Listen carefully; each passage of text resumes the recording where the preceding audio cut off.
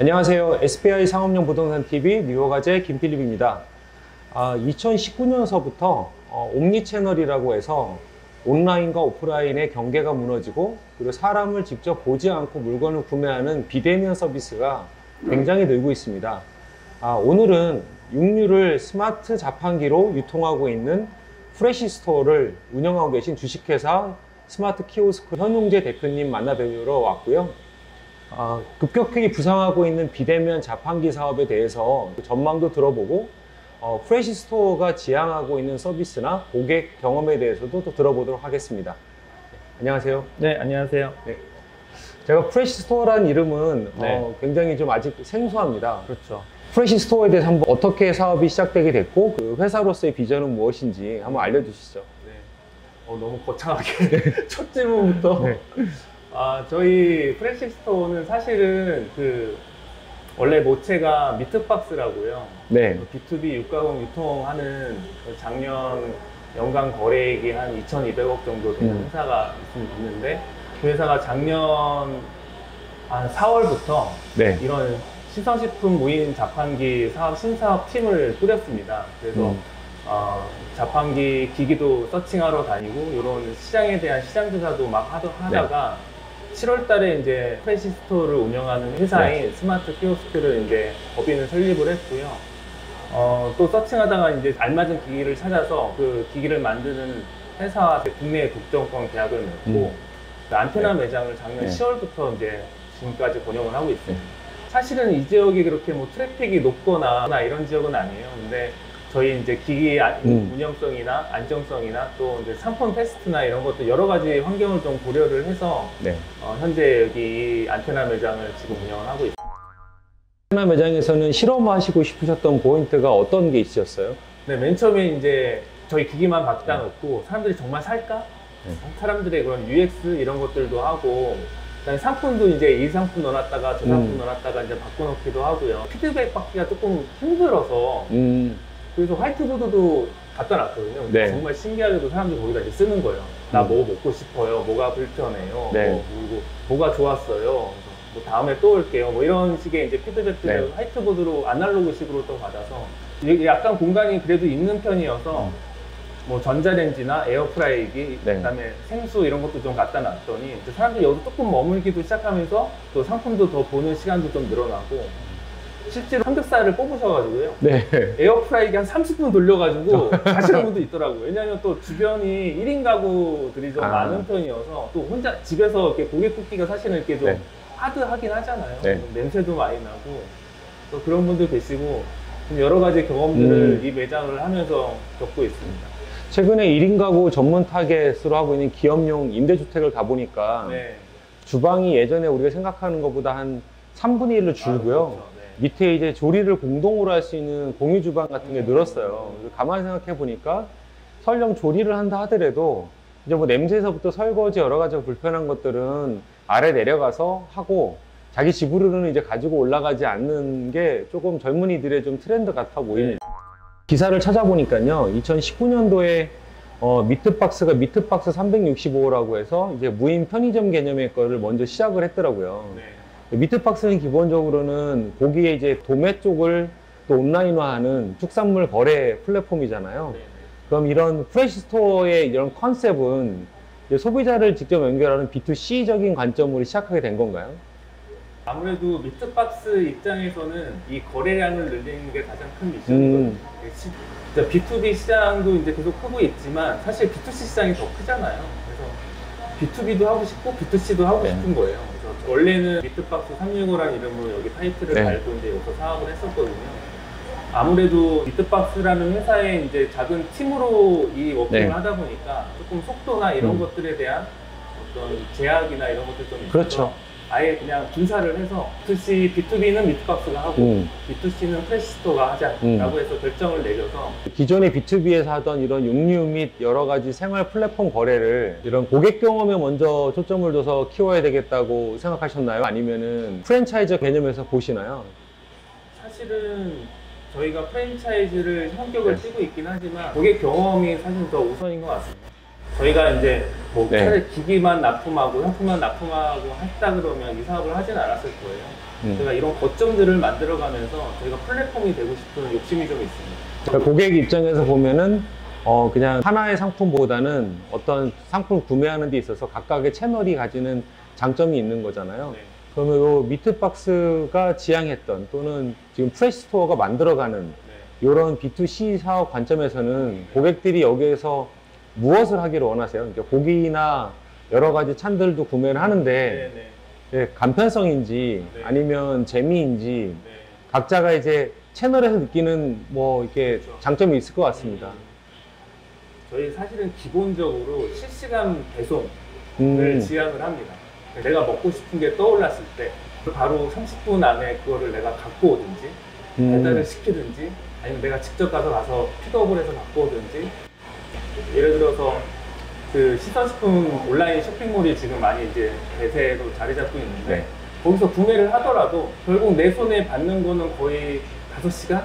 그렇죠. 6시간? 이 이상을 받거든요.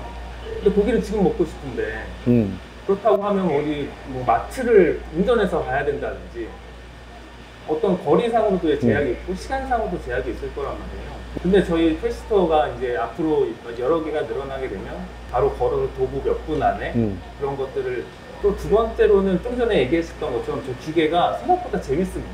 특히 어린아이들도 좋아하고 그 미사점이 엊그저께 오픈을 했는데 도로에 건너편에 계신 분이 도로를 건너서 이게 뭐지라고 보실 정도로 그런 유인 효과도 굉장히 크고 특히 이제 프레시스토어라는 전 이름이 잘 지으신 것 같아요. 뭔가가 프레시한 상품을 가장 패스트하게 또 프레시하게 먹을 수 있는 이런 중의적인 단어가 있어서 네이밍은 되게 잘 됐다는 생각이 듭니다. 원래 미트박스 365라는 이름으로 졌다가 사실은 미트박스가 있으니까 고기 위주로 해서 고기 자판기로 하자라고 해서 처음에는 시작은 그렇게 시작을 했는데 하다 보니까 이게 냉장고거든요, 사실. 그렇죠. 냉장고, 냉동고예요.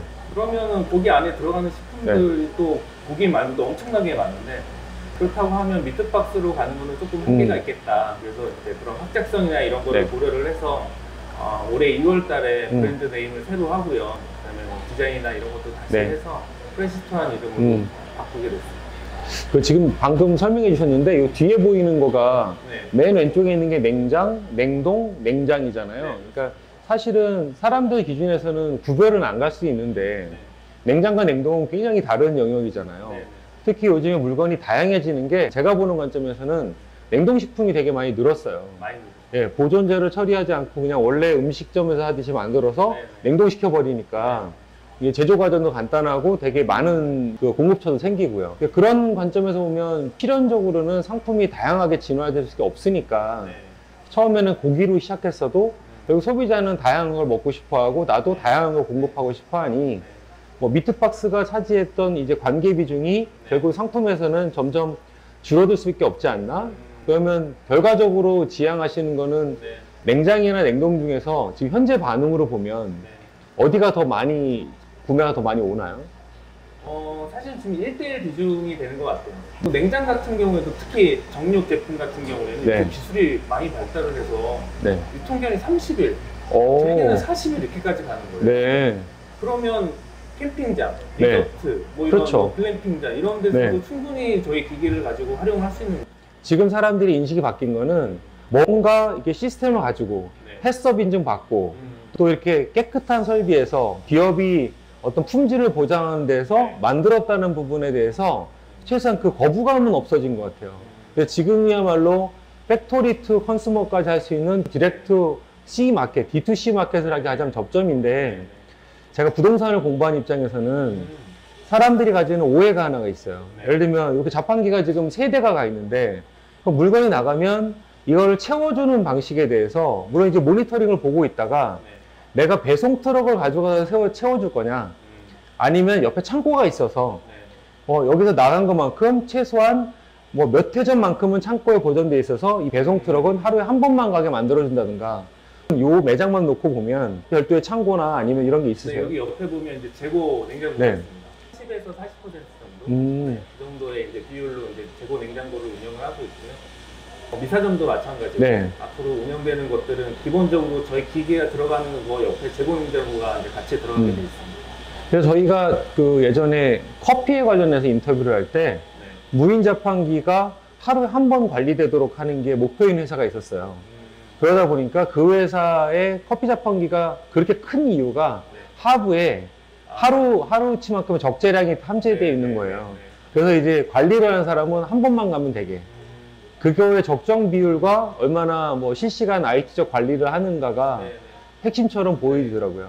그러니까 저희가 이제 기기만 게 아니라 그 이제 뒤에 이제 어드민의 프로그램도 있거든요. 네. 그래서 재고 관리, 유통기한 관리, 가격 관리, 그다음에 회원 관리 이런 것들이 네. 프로그램에 있어서 가맹점주가 그거를 모바일로 다 확인을 할 수가 있습니다. 네. 이제 데이터들이 좀 쌓이게 되면 그런 스톡량에 대한 뭐 재고량에 대한 그런 조절도 가능한.